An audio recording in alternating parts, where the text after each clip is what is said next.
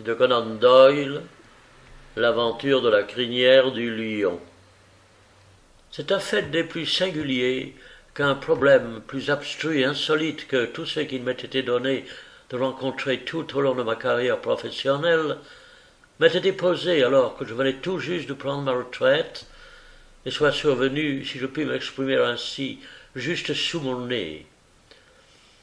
Les faits survinrent peu après que je me fus retiré dans ma modeste demeure de Sussex, ayant décidé de m'adonner entièrement aux délices de la vie de campagne, à laquelle j'avais si souvent aspiré lors de mes obscures années d'assistance au cœur de la ville de Londres. À cette période de ma vie, le choix de mon bon Watson avait tout à fait dépassé mes entendements. Une visite impromptue au cours d'un week-end était le plus que j'ai jamais pu obtenir de lui.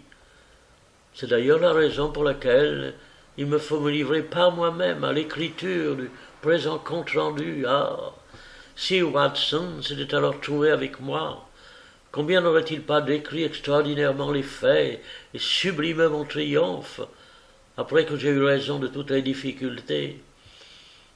Il me faut, hélas, narrer par moi-même ce récit et relater en mes propres et simples termes les différentes étapes que j'eus à franchir avant de livrer au public le mystère de la crinière du lion. Mon cottage était situé sur le versant sud des Downs, duquel s'offrait à moi une vue superbe sur la Manche. À cet endroit, la côte constituée que de falaises crayeuses, que ne peuvent être argentées qu'au moyen d'un long et unique chemin tortueux, escarpé et glissant. Au bas de ce chemin s'étend, sur une centaine de yards, une plage de galets et de cailloux qui ne disparaît même pas à marée haute. On y trouve ici et là, en son sein, de petites voussures et cavités, formant de merveilleuses piscines dont l'eau se renouvelle à chaque marée. Cette plage immense, admirable, s'étire sur un certain nombre de miles dans plusieurs directions, excepté de celle du petit village qui forme le creek de Fulworth et qui rompt sa course. Ma demeure est isolée. Ma femme de charge, mes abeilles et moi avons le domaine pour nous tous seuls. À une distance d'environ 800 mètres se dresse l'établissement d'enseignement réputé du Harold Stockhurst, les Pignons, imposante propriété au sein de laquelle étudient les jeunes gens se destinant à diverses carrières sous l'égide de leur équipe de professeurs. Stockhurst, son directeur, avait été de son temps un blue renommé de Cambridge et un brillant étudiant. Lui et moi, nous liâmes l'amitié au premier jour de mon arrivée sur la côte, et notre camaraderie devint par la suite telle que nous n'hésitions pas à nous rendre l'un chez l'autre au cours d'une soirée sans avoir au moins préalable reçu invitation. Vers la fin du mois de juillet 1907, la Manche se trouva agitée de terribles tempêtes qui abattit furieusement les vasques contre les flancs des falaises et laissa un lagon à marée basse. Au matin du jour où commence ce récit, le vent était tombé et l'air était sain et frais. Il était impossible d'envisager de travailler tant cette journée, qui s'annonçait heureuse, délicieuse, et je sortis me promener avant l'heure du petit déjeuner afin de profiter de l'air exquis. J'empruntai le chemin de la falaise qui menait à la plage. Tout en marchant, je m'entendis appeler. Harold Stockhurst agitait ses bras dans ma direction en guise de bonjour. « Quelle belle matinée, monsieur Holmes. J'étais sûr de vous trouver ici. »« Vous allez piquer une tête à ce que je vois. »« Ah ah, vos vieux réflexes ne vous abandonneront jamais, dit-il en riant et en portant la main à une poche de son pardessus renflé. Oui, Macpherson est sorti tôt. J'espérais le rencontrer ici. Fitzroy Macpherson était le maître de science, un jeune homme de belle stature, dont l'existence se trouvait assombrie par une cardiopathie survenue à la suite d'une fièvre rhumatismale. Grand sportif, en dépit de son handicap, il excellait dans tous les sports qui n'exigeaient pas d'efforts intenses et subis. Été comme hiver, il pratiquait la natation, et il m'était souvent arrivé de le rejoindre, étant moi-même nageur. Ce fut à cet instant que nous l'aperçûmes. Le sommet de son crâne nous apparut au-dessus de la falaise, au bas de laquelle prenait le fini le sentier. Puis sa silhouette tout entière émergea, mais vacillante, titubante.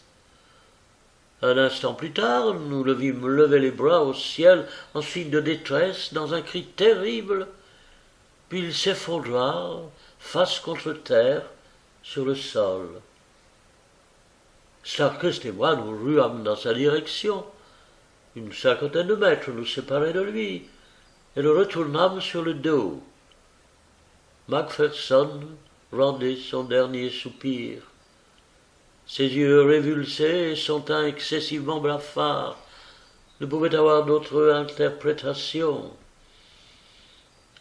Une dernière étincelle de vie anima ses traits l'espace d'un instant. Il tenta d'annuler quelques mots d'une mise en garde dont la signification se perdit dans un murmure inaudible, d'un bredouillement indistinct. Je ne perçus que les derniers mots qui s'échappèrent péniblement de ses lèvres. Crinière de lion. Rien de moins obscur et dénué de sens que ces trois mots. Et pourtant je ne pouvais mettre en doute que ce fussent bien là les dernières paroles que prononçait Fitzroy. Dans un ultime sursaut, le malheureux leva à nouveau ses bras demi au ciel, puis roula doucement sur le côté. Il était mort. Mon compagnon resta paralysé par la peur, mais je conservais pour ma part tous mes sens en éveil, ce qui était absolument nécessaire, car nous nous trouvions vraisemblablement dans un des cas les plus étranges. Fitzroy n'était vêtu que d'un par-dessus Burberry, d'un pantalon et de chaussures et de toiles délacées. En roulant sur le côté, son Burberry, qui avait simplement été juste sur ses épaules, avait glissé, révélant un dos incroyablement meurtri. Nous restâmes stupéfaits d'étonnement. De larges raies noires barraient la peau, comme si l'homme avait été flagellé avec violence au moyen d'un fouet ou d'une poignée de fil de fer. L'instrument avec lequel cet ignoble traitement avait été administré semblait être de nature flexible, à en juger par les marques incurvées laissées aux extrémités de ses épaules et le long de ses côtes. Un mince filet de sang s'écoulait de son menton, provenant d'une morsure que le malheureux s'était faite à la lèvre alors qu'il se trouvait au paroxysme de son agonie. Les traits convulsés de son visage témoignaient de l'infamie de celle-ci.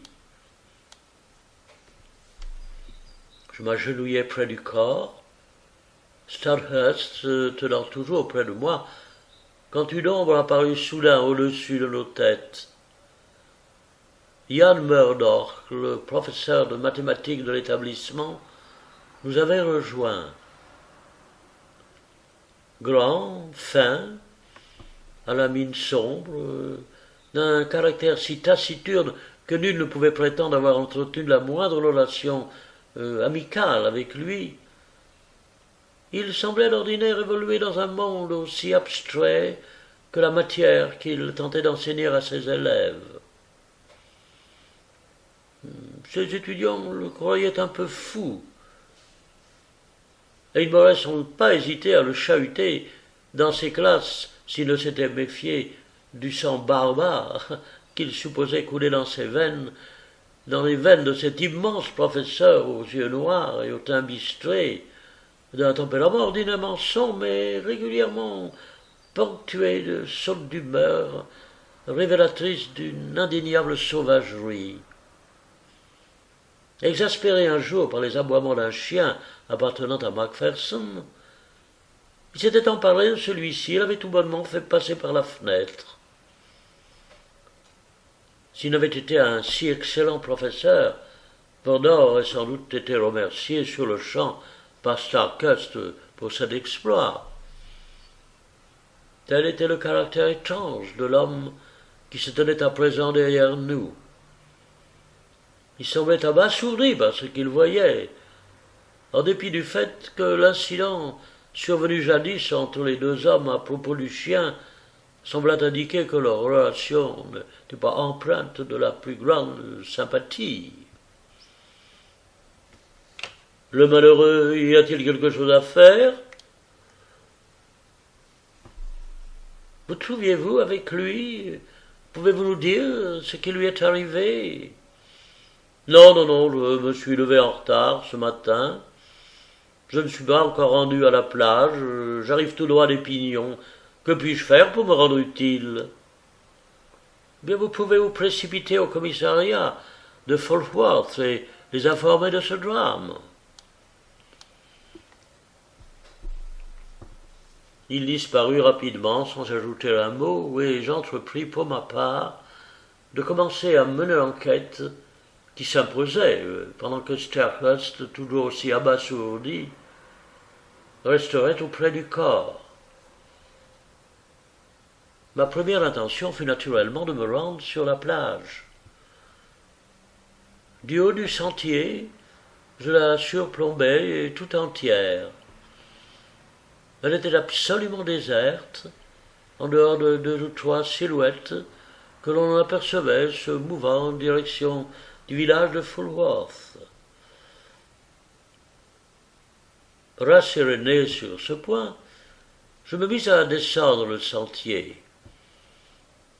Régulièrement, de la glaise ou de la marne s'y trouvait mêlée à de la craie, de sorte que je pouvais aisément suivre les traces de pas de Macpherson, descendant puis remontant le sentier qui s'y était réprimé. En jugé par l'absence d'autres empreintes, nul autre ne s'était rendu sur la plage en empruntant ce chemin de matin. J'observai à cet endroit une empreinte de main dont les doigts étaient orientés dans le sens de la montée, qui indiquait que le pauvre Macpherson était tombé en remontant. Je notai également de petits creux ronds. Plusieurs fois, il avait dû s'effondrer sur les genoux.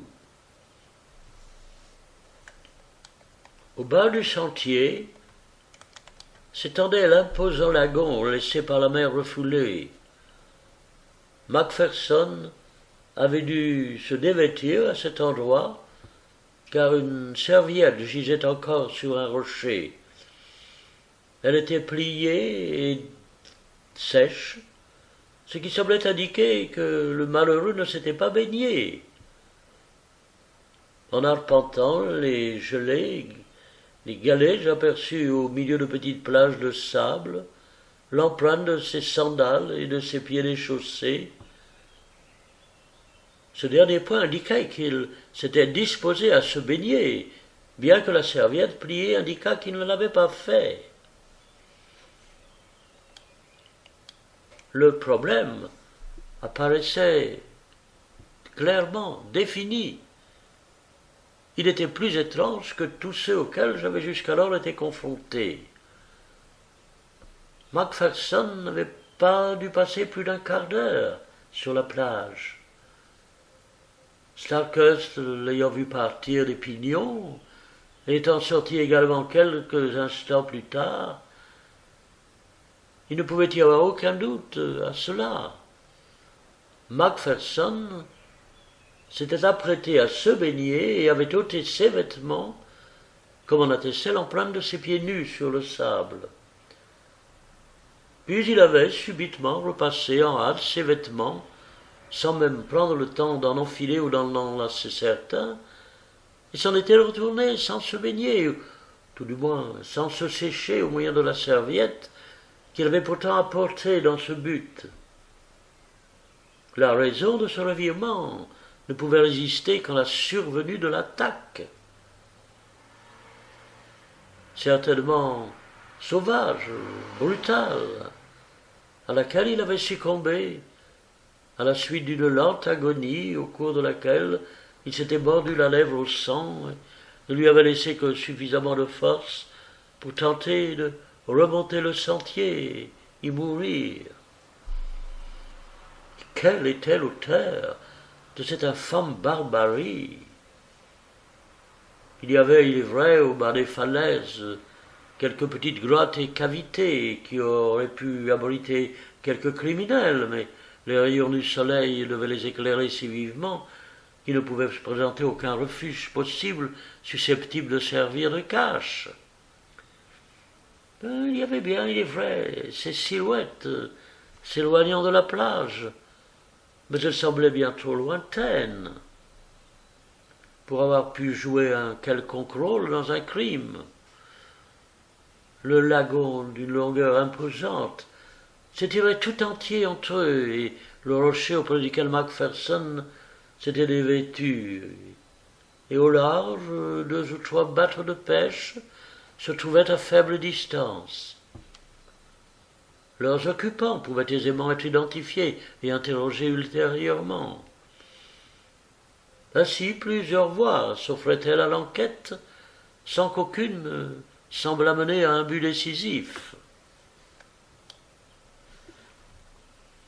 Lorsque je retournai auprès du corps, j'y trouvai un petit groupe de badauds rassemblés autour de lui. Stockhurst tenait bien sûr toujours là, et Jan Murdoch venait également de le rejoindre, accompagné de l'agent du village, Anderson, un homme imposant, moustachu, brun, de cette race solide du Sussex, caractérisé par un infectible bon sens sous les dehors d'une apparente réserve. Anderson écouta avec la plus grande attention, nota tout bien scrupuleusement, et m'attira finalement à part. « Je serais bien heureux que vous me conseilliez, monsieur Holmes. Il en va de ma carrière. Il va de soi que j'entendrais parler du pays si je faisais fausse route. Cela pourrait même bien remonter jusqu'à mes supérieurs de Leus. » Je lui suggérai ainsi de faire venir son supérieur hiérarchique sur le champ et de mandater un médecin. Je préconisais que l'on ne déplaçât rien et que l'on minimisât autant que possible l'apparition de nouvelles empreintes de pas avant leurs arrivées respectives. J'entrepris ensuite d'examiner ce que contenaient les poches du mort. Je n'y trouvai rien d'autre qu'un mouchoir, un couteau de grande taille et un petit porte-cartes. De celui-ci dépassait une feuille de papier. Je l'en extirpai et l'attendis à l'agent Anderson. C'était un billet écrit à la hâte d'une main féminine. J'y serais, n'aie crainte, signé Maud. Cela ressemblait évidemment à un rendez-vous amoureux. Mais où et quand celui-ci avait-il été convenu? L'agent réinséra le billet dans le porte-cartes et le replaça en compagnie des autres objets dans les poches du Burberry de Macpherson. Puis, comme il m'a paru pour le mieux de s'en retourner chez moi afin d'y prendre mon petit déjeuner, qui s'était ainsi trouvé retardé, je repris le chemin de ma demeure, dont sans avoir au préalable indiqué à l'agent Anderson qu'il serait selon moi judicieux de faire procéder à une fouille minutieuse du bas des falaises. Stockhurst me rejoignit au cours de la matinée et m'informa que le corps avait été transporté au Pignon, d'où l'enquête suivait son cours. Il porta à mes connaissances de nouveaux éléments précis et dignes d'intérêt. Comme je m'y attendais, rien n'avait été décelé au bas des falaises, ni dans aucune des nombreuses petites grottes qui s'y trouvaient, qui put faire avancer l'enquête. Mais l'examen du bureau de Macpherson avait révélé l'existence d'une correspondance intime avec une certaine Miss Maud Bellamy du village de Fulworth. L'identité du mystérieux auteur du billet se trouvait donc établie. La police a saisi les lettres, me dit Starkest d'un air contrit.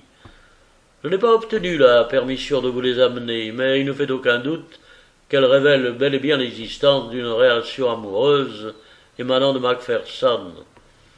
Je ne vois cependant pas en quoi elles peuvent avoir le moindre lien avec ce meurtre, sauf si bien sûr il avait rendez-vous avec la dame à l'instant précis où il a été assassiné.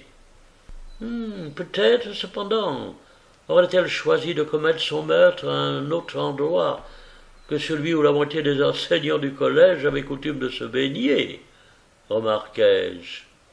C'est bien dommage que plusieurs étudiants ne se soient pas trouvés ce matin avec Macpherson. Quelle malchance! Était-ce seulement de la malchance? Stardust fronça les sourcils et réfléchit. Ils avaient été retenus en cours par Jan Murdoch, admit-il. Celui-ci voulait finir de traiter une démonstration algébrique quelconque avant le petit déjeuner. Pauvre bougre, il est bien le plus affligé de toute cette affaire. Mais cependant Macpherson et lui n'étaient pas bons amis. Il fut un temps où ils ne s'appréciaient guère, effectivement. Mais au cours de l'année passée, Murdoch a été très proche de Macpherson. Ce dernier n'était en outre pas d'un naturel très sociable. Je comprends, mais il me revient à l'esprit que vous m'aviez parlé d'une querelle entre eux à propos d'un chien. Oh, elle avait été oubliée depuis longtemps.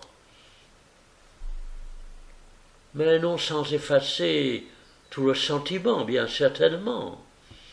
Oh, si, je suis bien sûr qu'ils étaient réellement devenus amis. Bien, alors, dans ce cas, nous devons davantage explorer la piste de la liaison amoureuse. Connaissez-vous la jeune dame? Tout le monde la connaît, c'est la plus belle de tous les environs. Une vraie beauté, Holmes, qui attirait l'attention de quiconque. Je savais Macpherson amoureux d'elle, mais j'ignorais qu'il se soit tant avancé à en voir les lettres. Cette jeune fille, qui est-elle? La fille du vieux Tom Bellamy, le propriétaire des bateaux et des cabines de main des environs de Wordsworth. Il a commencé comme simple pêcheur, mais aujourd'hui une bonne situation. Il gère lui-même ses affaires, aidé de son fils William. Pouvons-nous nous rendre à Fulworth et les rencontrer? Sous quel prétexte?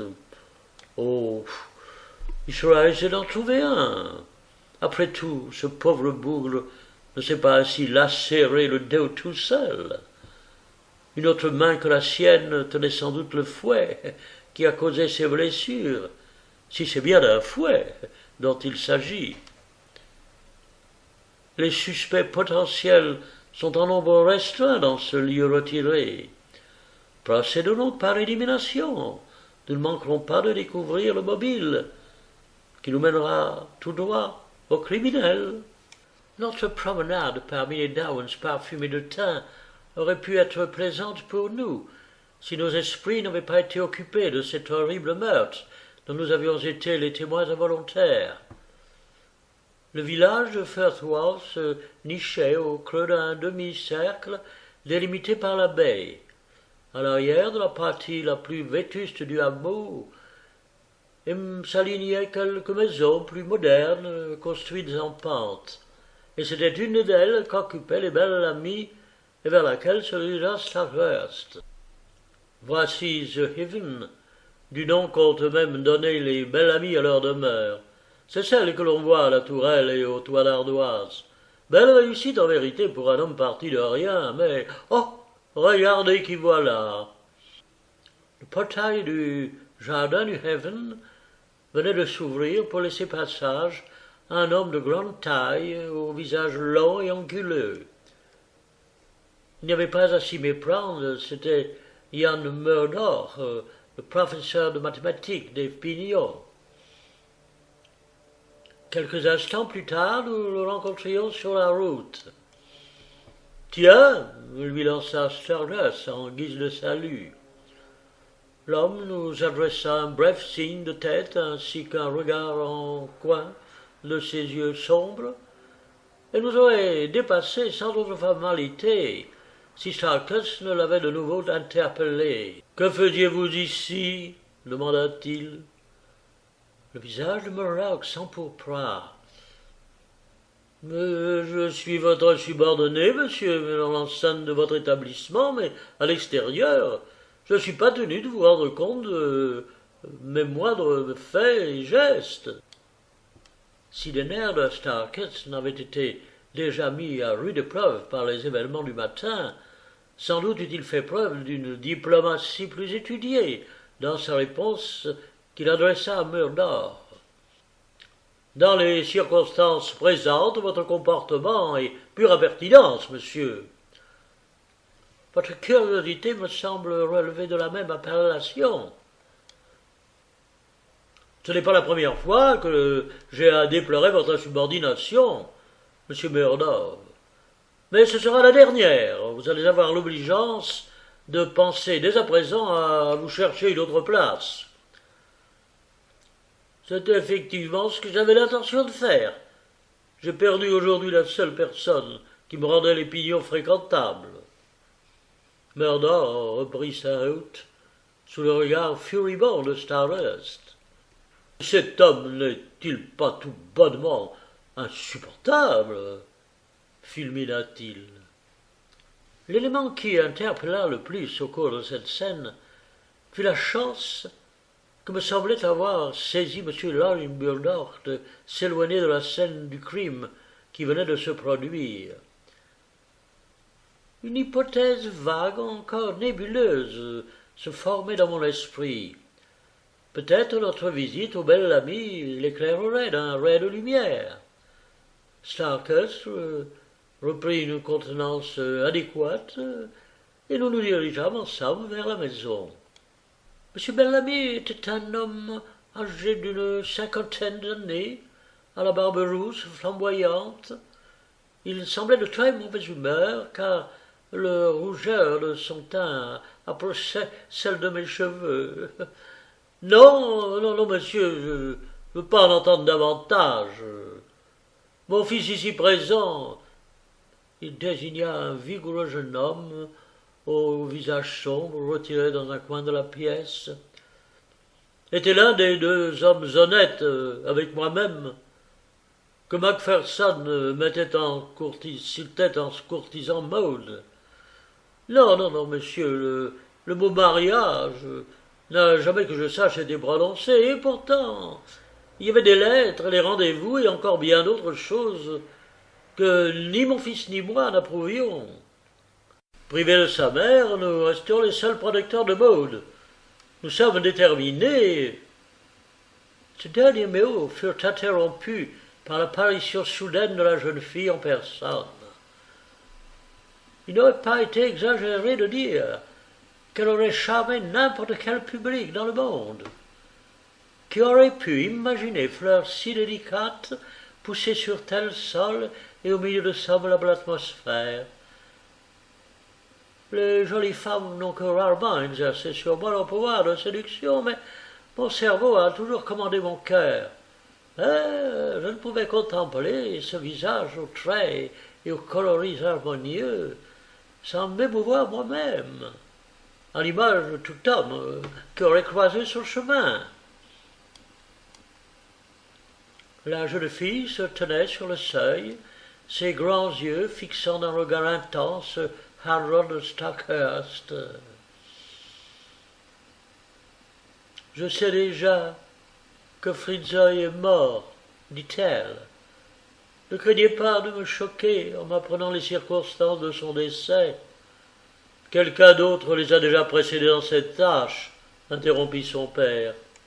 Il est nullement nécessaire de mêler ma sœur à cette affaire, ajouta en grommelant le frère de la jeune fille.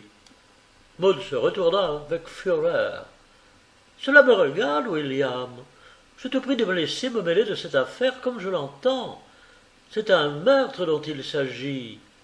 Et aider à identifier le criminel qui l'a commis est la moindre des choses que je puisse faire en mémoire du disparu.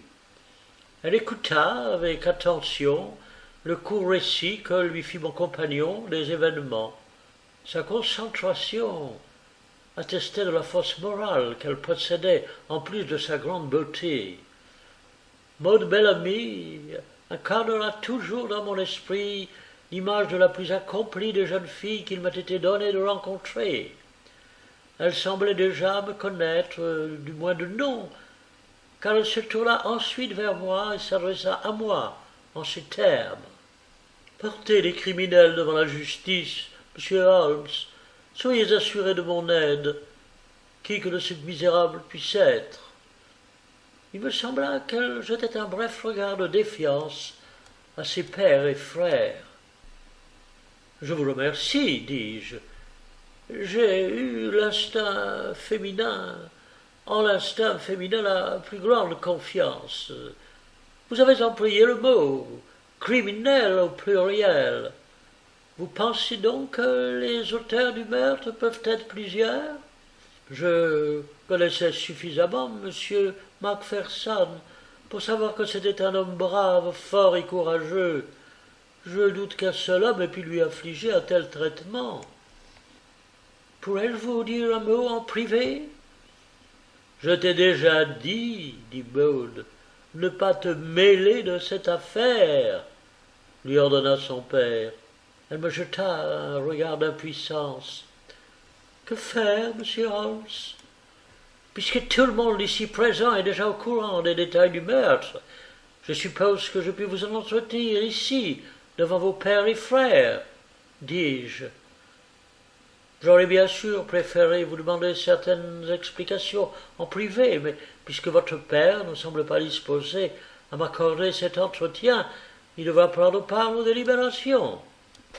Je mentionnai alors le billet signé de sa main que j'avais trouvé sur le mort.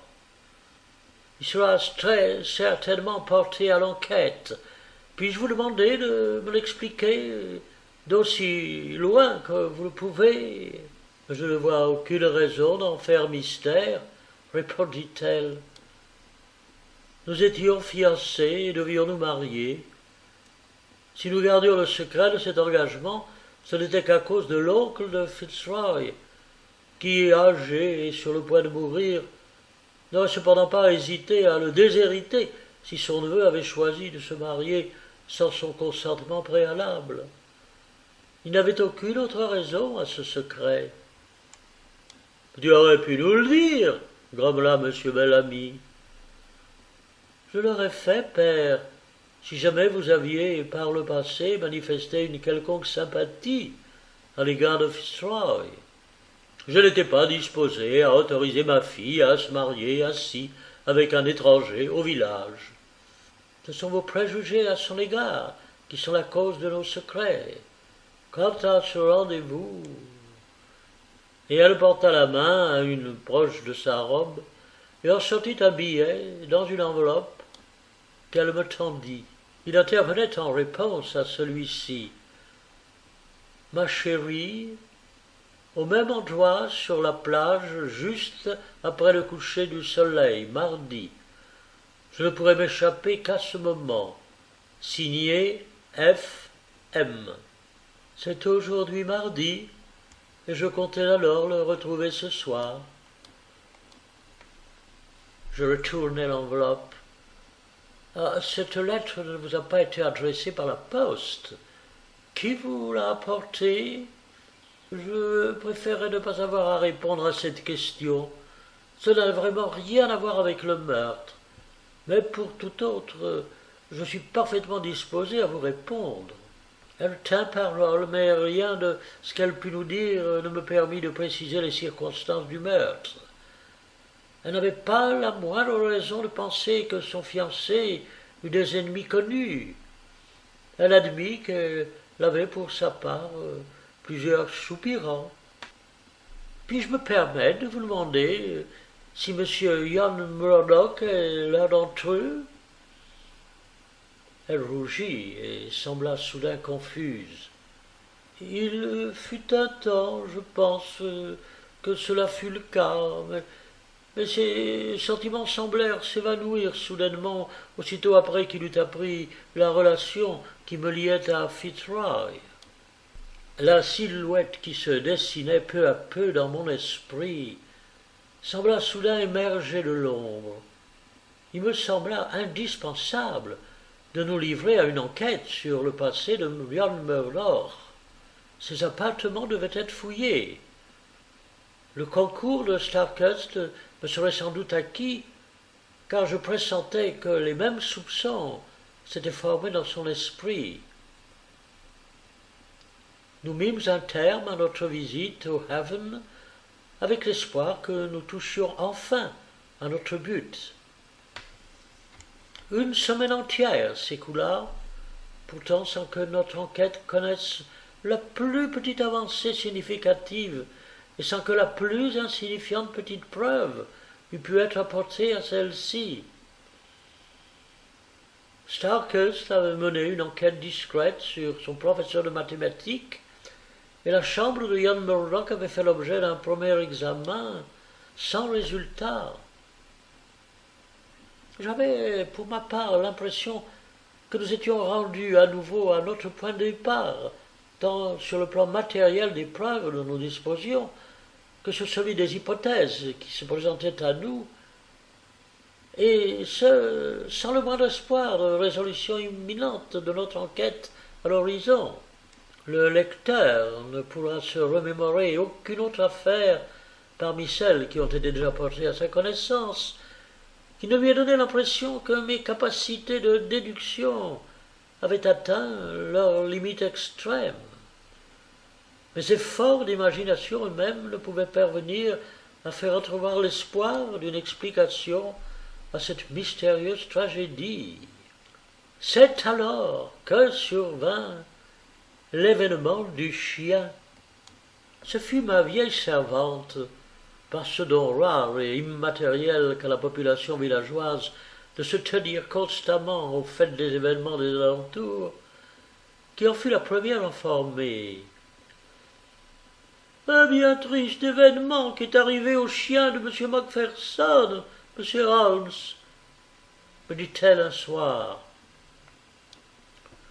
Je n'avais pas coutume d'encourager les conversations ayant pour objet les on-dit du voisinage, mais le nom de Macpherson éveilla soudainement mon attention. « Qu'est-il arrivé à son chien ?» demandai-je. « Il est mort, monsieur, exactement de la même manière que son maître. »«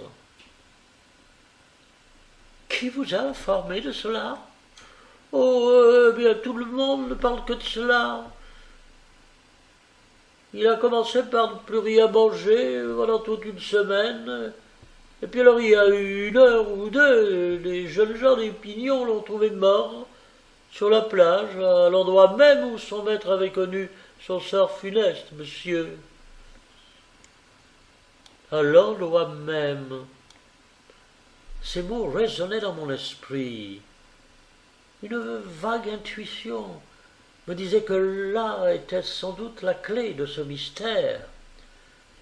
La mort du chien, survenue peu après celle du maître, s'inscrivait parfaitement dans la lignée de la noblesse et de la fidélité de ces animaux, mais au même endroit. Pourquoi cette même parcelle de plage isolée avait-elle été fatale tant à Macpherson qu'à son chien? Était-il possible que l'animal eût été également sacrifié par la poursuite d'un même sentiment de vengeance? Était-ce réellement envisageable? Certes, mon hypothèse était encore nébuleuse, mais quelque chose de nouveau venait de se présenter à mon esprit. Quelques minutes plus tard, j'étais en route pour les Pignons, où je trouvais Sturgis dans son bureau. Sur ma requête, il envoya chercher Sudbury et Browns, les deux étudiants qui avaient découvert le chien mort. Oui, il gisait sur le bord de la même petite piscine où son maître avait voulu se baigner, dit l'un d'eux. Il doit avoir flairé ses traces. Je me conduisit au pauvre animal, un Airedale terrier, qui gisait sur le tapis du hall d'entrée. Le corps de l'animal était âgé et raidi, les yeux exorbités et les membres contorsionnés. Chaque parcelle de son corps exprimait la lente agonie que l'animal avait subie. Des Pignons, je me rendis à la petite piscine où le corps du chien avait été découvert. Le soleil venait de se coucher, et l'ombre noire des falaises s'étirait sur l'eau limpide, telle une feuille de plomb d'un éclat terni. L'endroit était désert et sans aucun signe de vie, à l'exception de deux oiseaux, de mes gémissants volant en cercle au-dessus de l'eau. Dans cette lumière blafarde, je ne distinguais qu'avec peine les petites empreintes laissées par le chien autour du rocher sur lequel avait été découverte la serviette sèche et pliée de son maître. Alors je restai un certain temps plongé dans une intense méditation à cet endroit même, oublieux des ombres s'interdifiant autour de moi. Les pensées se bousculaient dans mon esprit. Le lecteur se rappellera peut-être un ou plusieurs instants au cours de sa vie lors desquels il savait détenir la clé d'un problème insoluble sur laquelle il ne lui parvenait cependant plus en dépit de ses multiples efforts à remettre la main. Cela est la description exacte de l'état dans lequel je me trouvais en ce soir, seul sur cette plage morbide. Je m'extirpai alors de mes pensées et repris à pas lents le chemin de mon cottage. Et j'avais à peine atteint le sommet de la falaise que la vérité m'apparut soudain. Je me rappelai avec la plus grande certitude et la plus grande précision l'élément de réponse vers lequel mon esprit tendait en vain. Le lecteur sait bien, ou il n'aura pas lu avec suffisamment d'attention le récit de mes aventures conté par mon fidèle Watson, que je possède une certaine collection de connaissances diverses, sans ordre ni lien précis entre elles, mais d'une grande utilité dans la résolution de mes enquêtes.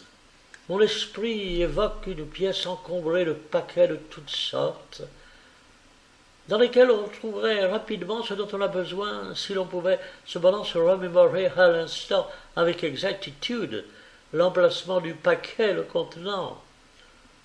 Je savais quelque chose qui pouvait m'aider à résoudre cette enquête sans pour autant pouvoir l'identifier avec précision. Je savais à présent où chercher.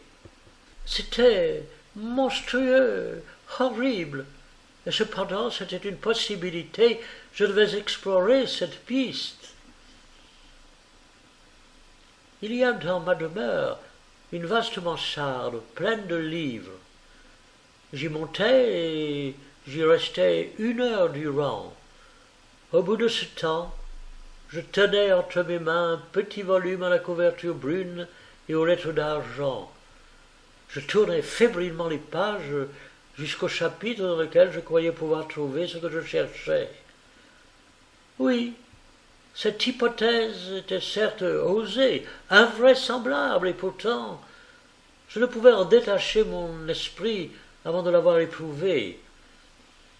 Je me couchais très tard ce soir-là, l'esprit déjà tout occupé d'un programme que je m'étais fixé pour le lendemain. Mes projets furent cependant dans les premières heures du jour suivant fortement contrariés. J'avais à peine trempé les lèvres dans ma première tasse de thé peu avant de me mettre en route pour la plage, que je reçus la visite matinale de l'inspecteur Bardell du département du poste de Success, un homme grand, solide, bovin, aux yeux songeurs, qui me fixait ce matin d'un regard particulièrement indécis. « Je sais votre grande expérience, monsieur, dit-il. Ma visite est un peu informelle, bien entendu, et je préférais qu'elle reste entre nous. Mais je suis très ennuyé par cette affaire Macpherson. La question que je désire vous poser, en réalité, monsieur Holmes, est la suivante. Dois-je ou non faire procéder à l'arrestation de notre suspect? Vous voulez dire Ian Murdoch? Oui, monsieur. Nous ne voyons vraiment pas qui d'autre accuser. C'est un des avantages que présente notre isolement. Nous restons toujours en comité restreint. Qui d'autre, en effet, que Murdoch pouvait avoir commis le meurtre? Et quels éléments avez-vous retenus contre lui? Il avait procédé aux mêmes déductions que moi.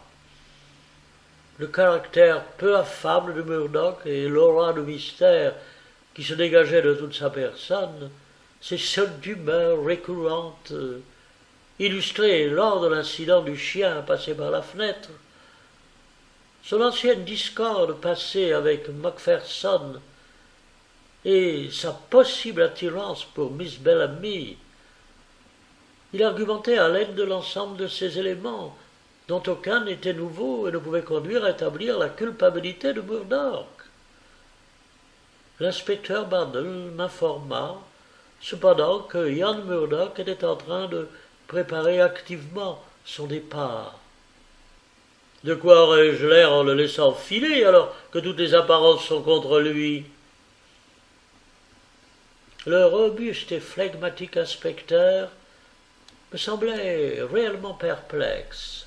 Considérez, dis-je, les pièces manquantes à votre puzzle. Murdoch détient un alibi qui l'éloigne de Macpherson au moment où celui-ci a été assassiné. Il donnait un cours à ses étudiants, encore quelques minutes à peine avant que Macpherson ne vienne s'écrouler à nos côtés au haut de la falaise.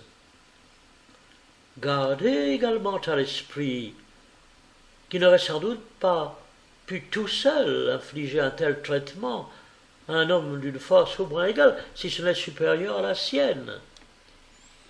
Il y a enfin la question de l'instrument à l'aide duquel de telles blessures ont pu être infligées. Quoi d'autre qu'un fouet ou tout autre instrument, flexible similaire? Avez-vous examiné les blessures? Demandai-je. Oui, tout comme l'a fait le médecin qui s'est rendu auprès du corps. Pour ma part, je les ai examinées très attentivement et à l'aide d'une loupe. Elles présentent quelques particularités. Quelles sont-elles, monsieur Holmes? Je me dirigeai vers mon meuble de bureau et y saisis un agrandissement de photographie. Voici la façon dont j'ai coutume de procéder lorsque je me heurte à pareil mystère, expliquai-je. Vos méthodes sont sans doute les bonnes, si l'on en juge par leurs résultats, monsieur Holmes. Oh, je ne dois mes modestes succès qu'à leur application très stricte, en effet. Observons à présent cette marque en particulier qui est autour de l'épaule droite. Que remarquez-vous? Rien du tout, malheureusement. Sans doute serez-vous d'accord pour affirmer qu'elle est d'une profondeur et d'une largeur variable en fonction de ce point de contact avec la peau. Elle a causé un épanchement sanguin ici et là encore. Il est possible de constater le même phénomène sur ces mêmes marques laissées plus bas également. Et que révèle-t-elle? Oh, je n'en ai aucune idée, monsieur Holmes. En avez-vous pour votre part la moindre? Oui, peut-être, ou peut-être pas. Je serai sans doute en mesure de vous en dire davantage très prochainement. Tout ce qui sera susceptible de nous renseigner sur l'instrument qui a laissé ses marques nous conduira tout droit au criminel. Et c'est bien sûr une idée absurde, petit l'inspecteur. Mais si une grille de la barbelée, chauffée à blanc, lui avait été appliquée sur la peau, les épanchements que vous évoquez pourraient matérialiser les points d'intersection des fils. Une comparaison des plus ingénieuses. Peut-être pouvons-nous également évoquer les marques laissées par un objet à 9 lanières, rigide, comportant de petits nœuds durs à chacune de leurs extrémités. Ma parole, monsieur Holmes, on croirait que c'est vous-même qui l'avez frappé. Oh, l'arme du crime pourrait aussi bien être tout autre, monsieur Badle. Quoi qu'il en soit, les preuves dont vous disposez seront insuffisantes pour procéder à l'arrestation de Jan Murdoff. En outre, nous disposons de ces 3 murs, crinière de lion.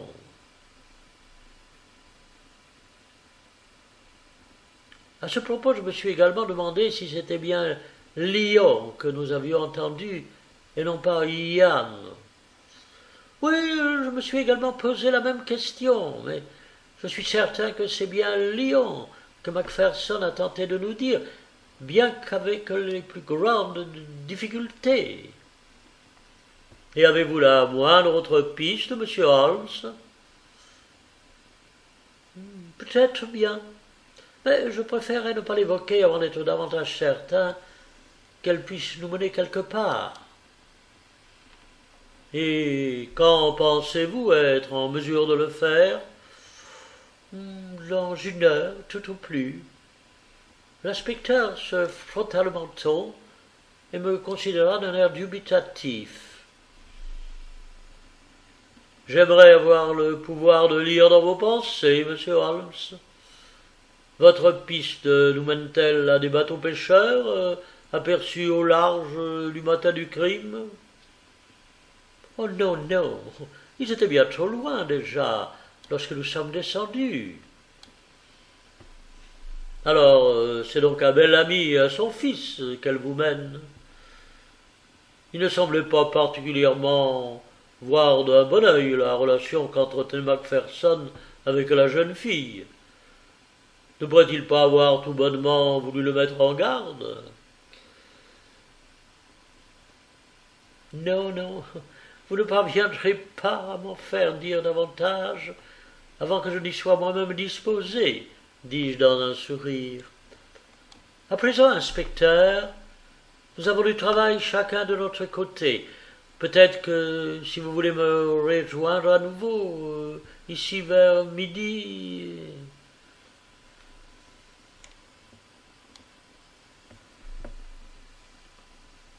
C'est alors que survint l'événement qui allait marquer la conclusion de cette enquête. La porte de ma demeure s'ouvrit toute grande, et un homme entrant titubant dans mon bureau. C'était Jan Murdoff, pâle, les cheveux et les habits en désordre, agrippant de ses mains osseuses les meubles pour ne pas s'effondrer sur le sol. « Un cognac! Vite, un cognac !» gémit-il. Et il s'effondra sur le sofa. Il n'était pas seul. Stardust entra à son tour dans la pièce, tête nue et haletant, l'air aussi hagard que Murdoch. « Oui, pour l'amour du ciel, un cognac !» hurla-t-il. Murdoch est à l'agonie. Oh, mais j'ai fait tout ce qui est en mon pouvoir. Il a déjà défailli par 2 fois sur le chemin. Un demi-verre d'alcool eut un effet des plus bénéfiques sur Lord Jan Murdor. Il put se redresser quelque peu et laissa tomber son manteau de ses épaules. « Pour l'amour du ciel, des huiles, de l'opium, de la morphine !» hurla-t-il. « N'importe quoi qui puisse mettre fin à ces tortures infernales !» L'inspecteur et moi-même eûmes un cri de stupeur. Là, sous nos yeux, sur les épaules dénudées de cet homme, apparaissaient les mêmes marques rouges et enflammées qui avaient été aperçues sur le dos de Fitzroy Macpherson et qui avaient causé sa mort. La douleur qu'endurait Jan Murdoch était évidemment terrible et s'étendait à tout le corps, car par moments la respiration du blessé s'interrompait, son visage devenait noir, et il plaquait dans des râles effrayants une main sur sa poitrine, tandis que son front ruisselait de sueur. Mon impression fut qu'il pouvait mourir à tout instant. Nous lui administrions force cognac, chaque nouvelle gorgée semblait le ramener pour quelques instants à la vie. Des compresses d'ouate imbibées d'huile alimentaire furent appliquées sur ses plaies et semblèrent ramener le malheureux peu à peu à la vie en chassant l'agonie qui lui avait été affligée par ces affreuses blessures. Après quelque temps, sa tête retomba lourdement sur les coussins et il sombra dans un profond sommeil, ni conscient ni inconscient, qui constituait cependant une excellente alternative à ses douleurs. Il m'était impossible de questionner le malade, mais dès l'instant où nous fûmes quelque peu rassurés quant à son état, Starkroth se tourna vers moi. « Oh mon Dieu !» s'écria-t-il. « De quoi s'agit-il, Holmes? À qui sommes-nous confrontés? » « Où l'avez-vous trouvé? »« En bas, sur la plage, exactement à l'endroit où nous avions trouvé la serviette de Macpherson. Si Murdor avait été aussi cardiaque que l'était Fitzroy, il ne fait aucun doute qu'il serait mort également à l'heure qu'il est. Plus d'une fois, j'ai cru que c'en était fait de lui alors que je tentais de vous l'amener. Nous étions trop loin des pignons, alors j'ai immédiatement pensé à vous. L'avez-vous aperçu sur la plage? Je marchais le long des falaises quand j'ai entendu un cri. Il était au bord de l'eau, titubant comme un homme ivre. Je suis descendu en courant, jeté prestement ses vêtements sur lui et le soutint pour vous l'amener. Pour l'amour du ciel, Holmes, usez de tout ce qui est en votre pouvoir pour éloigner la malédiction qui frappe cet endroit, car il nous sera fatal à tous. Pouvez-vous, au regard de votre réputation, quelque chose pour nous? Il me semble que oui, mon cher Starkest. Venez avec moi. Et vous aussi, inspecteur. Nous verrons à nous livrer le meurtrier. Laissant Murdoch, toujours inconscient, aux soins de sa femme de chambre, de ma femme de charge, nous nous éloignâmes tous trois vers le lagon maudit. À un endroit, sur les galets, gisait encore le petit tas formé par les vêtements et la serviette apportés par Jan Murdoch. Je me dirigeais lentement vers le bord de la petite piscine, mes compagnons en file indienne derrière moi. Le bassin était essentiellement peu profond, mais pouvait cependant atteindre à l'endroit où il touchait à la falaise jusqu'à 2 mètres de profondeur. C'était la partie du bassin vers laquelle se dirigeaient naturellement les nageurs, en raison de l'aspect transparent et cristallin que présentait naturellement la piscine en cet endroit. Une rangée de rochers en émergeait et touchait à la base des falaises, et je progressai prudemment sur ceci, examinant avec attention le fond translucide de l'eau. Je surplombais la partie la plus profonde du bassin, quand mes yeux aperçurent enfin ce que je cherchais, et je poussai une exclamation de triomphe.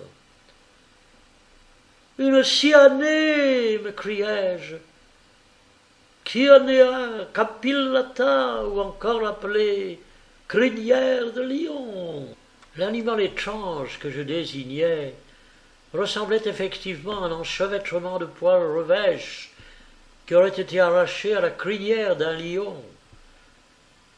Il se tenait lové au creux d'un rocher, à environ 1 mètre sous l'eau. C'était une étrange créature, mouvante, chevelue, faite de nombreux filaments argentés flottant parmi ce qui ressemblait des tresses jaunes. Elle évoluait au rythme d'un mouvement lent de contraction et de dilatation successives. « Le meurtrier en a assez fait comme cela. L'heure de son arrestation a sonné, m'écriai-je. Avec moi, Starhurst. » Un énorme rocher se trouvait juste à notre portée. Nous le poussâmes et il tomba dans un énorme éclaboussement au fond de l'eau. Lorsque les rides s'estompèrent à la surface, nous constatâmes que nous avions atteint notre but. Il gisait au fond de l'eau, ne laissait dépasser qu'une infime partie de la membrane jaune de la cyanée. Une masse épaisse d'un liquide à consistance huileuse s'échappa de dessous le rocher et remonta lentement à la surface. « Ça alors, je n'en reviens pas !» s'écria l'inspecteur. « Mais qu'est-ce que c'était que cela, monsieur Holmes ? Je suis né et grandi ici et je n'ai jamais rien vu de tel. Cette chose n'est pas de chez nous. »« Mais c'est tant mieux pour vous, dis-je. Il se peut qu'elle ait été apportée par la tempête qui a dernièrement soufflé du sud-ouest. Retournons dans mon cottage, voulez-vous, et je porterai à votre connaissance les impressions d'une victime qui a également par le passé été confrontée à ce péril des mers. » Nous trouvâmes à notre retour une amélioration sensible dans l'état de Jan Meurer, qui avait recouvré ses esprits et était à présent en état de se tenir assis. Il restait cependant étourdi et secoué de temps à autre par un spasme de souffrance violente. Il nous expliqua en phrases entrecoupées qu'il n'avait pas la moindre idée de ce qui lui était arrivé, en dehors du fait qu'il avait soudain ressenti une douleur fulgurante et qu'il avait dû rassembler toutes ses forces pour rejoindre la plage. C'est ce livre, dis-je, qui a jeté un ray de lumière sur cette affaire qui aurait pu, sans lui, rester à jamais obscure. Out of Doors est un ouvrage écrit par le célèbre observateur John George Wood, qui échappa lui-même à la mort après avoir été attaqué par cette dangereuse créature. Les éléments qu'il rapporte dans son ouvrage sont le fruit de sa propre expérience. Cyanea capillata est le nom complet de notre meurtrier. Le venin de cette méduse peut s'avérer plus dangereux et bien plus douloureux que celui influé par la morsure du cobra. Laissez-moi vous lire quelques passages du témoignage de Wood. Si le baigneur aperçoit un enchevêtrement de formes rondes et lâches de membranes et de filaments, évoquant un mélange de poignées arrachées à la crinière d'un lion, entremêlés de reflets argentés, qu'il s'en éloigne au plus vite, car il s'agit de la terrible Sciatea capillata qui afflige de terribles brûlures. Notre meurtrier pourrait-il être décrit en des termes plus éloquents? Wood poursuit par le récit de sa propre rencontre avec la Cyanée alors qu'il nageait le long des côtes du Kent. Il s'aperçut que cette méduse étendait de fins et presque invisibles filaments sur plus d'une quinzaine de mètres, et que quiconque se trouvait dans un périmètre plus restreint autour d'elle se trouvait en immédiat danger de mort. Même à une certaine distance, l'effet des brûlures sur Wood faillit lui être fatal. Les multiples contacts avec la peau prirent la forme de fines lignes écarlates qui se révélèrent lors d'un examen plus approfondi autant de minuscules pustules écloses et reliées directement au centre nerveux.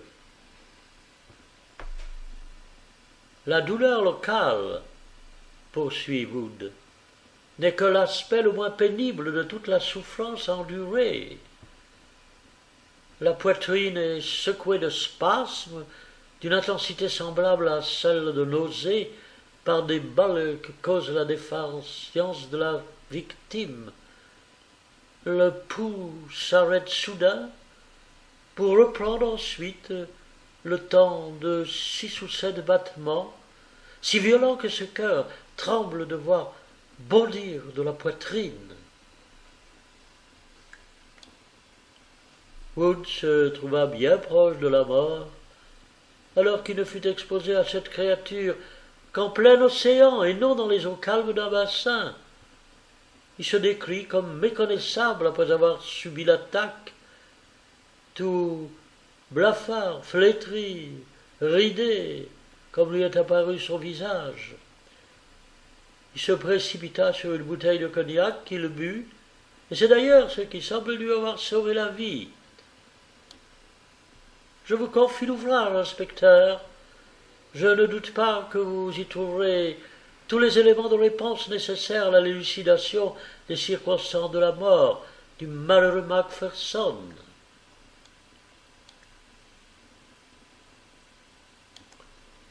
Pourvu qu'il m'innocente, plaisanta Murdoch dans un sourire désabusé. Je ne vous blâme pas, inspecteur, ni vous, monsieur Holmes. Vos soupçons étaient bien naturels. Je regrette cependant de n'avoir échappé à mon arrestation qu'au prix du partage des terribles souffrances qu'avait averti moi-même enduré mon pauvre et défunt ami. Non, monsieur Murdoch, j'étais depuis longtemps que cette piste et je m'étais suivi comme j'aurais dû l'être plus tôt sur la plage, je vous aurais épargné cette terrible expérience. Mais comment avez-vous su, monsieur Holmes? Je suis un lecteur chevronné, qui a le sens tout particulier du détail. Ces 3 mots prononcés par Macpherson, crinière du lion, me hantaient. Je savais que je les avais lus ou entendus par le passé, quelque part, sans pouvoir me rappeler où. Vous avez constaté qu'ils correspondent à la description de la créature. Je ne doute pas que Macpherson l'ait aperçu, flottant à la surface, et que le seul avertissement qu'il ait eu le temps et la force de nous délivrer prit la forme de ces 3 mots, dans une tentative de description désespérée de l'objet qui avait causé sa mort. Je suis donc reconnu innocent, dit Murdoch, en parvenant à se lever. Je souhaite néanmoins vous faire part de quelques éléments qui sont sans doute à l'origine de la direction qu'ont pris vos soupçons. Il est vrai que j'aime Maud un temps. Je l'aimais le jour où j'appris qu'elle en avait choisi un autre. De surcroît, mon ami, je n'eus plus d'autre désir que celui de contribuer à faire son bonheur. je devins leur confident. Je fus le messager de leur correspondance, et ce ne fut que parce que je connaissais la nature de leurs relations et que Maud m'était si chère que je pris la décision de lui apprendre moi-même ce qui était arrivé à Macpherson, afin d'empêcher qu'un autre ne s'en charge avec moins de délicatesse. Elle s'est probablement abstenue d'évoquer dans son témoignage nos liens d'amitié, car elle craignit certainement que vous ne puissiez douter de leur véracité et que ces révélations ne me portent préjudice. Avec votre permission, je vais à présent tenter de rejoindre les Pignons, car il me semble qu'une bonne nuit de sommeil me fera le plus grand bien. Starkhurst lui tendit une main amicale. Nos nerfs ont été mis à rude épreuve ces derniers temps, s'excusa-t-il. Oubliez le passé, Murlock. Nous nous en comprendrons que mieux dans l'avenir. Ils sortirent ensemble, Starkhurst soutenant son ami. L'inspecteur restait à me contempler de son regard bovin. « Eh bien, vous avez encore triomphé !» s'exclama-t-il. « J'aurais beau l'avoir lu, je ne l'aurais pas cru si je n'avais pas moi-même assisté à la tâche, façon dont vous avez mené cette enquête. Vous êtes magnifique !» Je fus forcé de secouer la tête en signe de dénégation. Accepter pareil compliment eût été au-dessous de tout principe. Oh, je fus lent à comprendre, d'une lenteur coupable. Le corps eût-il été trouvé dans l'eau, que j'aurais sans doute songé plus tôt à ce dénouement. La serviette m'induisit en erreur. Le pauvre bourg, bien sûr, n'avait nullement eu le temps de songer à se sécher, alors que pour ma part, je songeais tout bonnement qu'il n'était jamais entré dans l'eau. Dans ces conditions, comment l'attaque par une quelconque créature marine ne serait-elle venue à l'esprit? Ce fut de cette façon que je fis fausse route. Quoi qu'il en soit, inspecteur, si tenté d'avouer qu'il ne soit pas par le passé arrivé de sous-estimer les forces de police, soyez assuré que la Cyania Capillata a vengé tout Scotland Yard de mes innocentes moqueries.